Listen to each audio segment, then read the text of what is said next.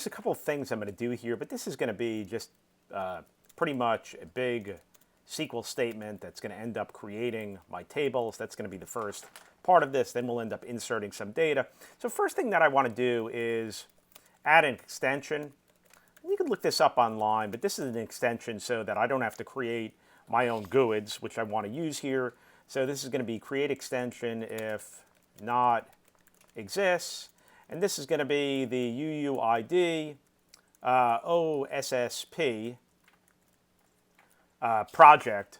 And here, what I'm going to do is I'm going to await, and I'll say client query. And even just doing this, if there's an error, I should find out about it relatively quickly here. So that seems to be fine. There's three tables that I'm going to have. And so just going back to our diagram here, we have to identify which are sort of the parent tables and which are the child tables. You can always identify the child tables because they're the ones that end up having the dependencies. User department needs to have a user, and it's also going to end up needing to have a department. So when we're going to end up dropping and recreating these tables. So we're going to put in drop table if exists, and this is going to be user department. So it's really a user department, but we end up pluralizing these things. We're going to also drop table. This order is not as critical. If exists, users, drop table if exists, departments. And this too should end up running. We're not going to have any tables here, but let's actually start creating some tables. So what I want to do here is we're going to create table, and we have to create the parent tables first because we're going to end up referencing them in the child table. So the order is, deleting the child tables first, but really creating the child tables last, if that resonates. So for users, I'm going to have an ID. This is going to be a UUID. This is going to be a primary key. This is also, so I don't have to create this every time. And again, this is documentation you could look up online. Once I end up bringing this extension, I'm going to have this UUID generate, and we're going to generate this GUID with our v4 here. We'll also have a name. This is going to be a varchar. Let's say that it's going to be 100 characters maximum here.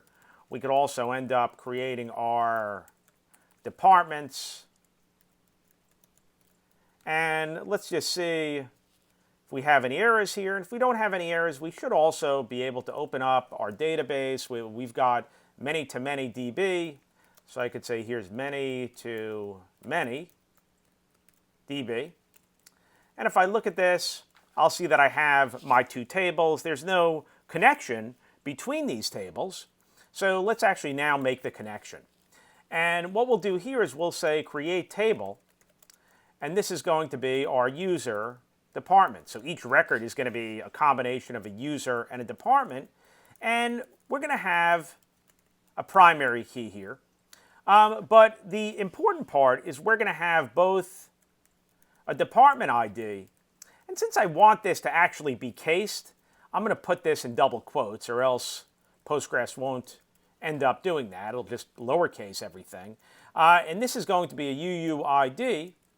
But we're also going to say, hey, look, it references, and it's going to end up referencing departments ID. And we could do the same thing with a user. Again, we're going to want to have the upper and lowercase key. It's going to help us out when we end up sending things back to the client as JavaScript.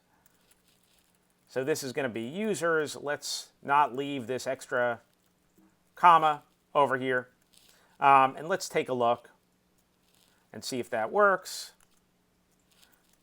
So I don't see any errors, but if I go over here and I describe my tables, and in particular I describe my user departments, I'll see that I've got a foreign key that references the two tables correctly. Once we have this, we could start inserting some data or seeding some data in the system and see how it ends up getting inserted.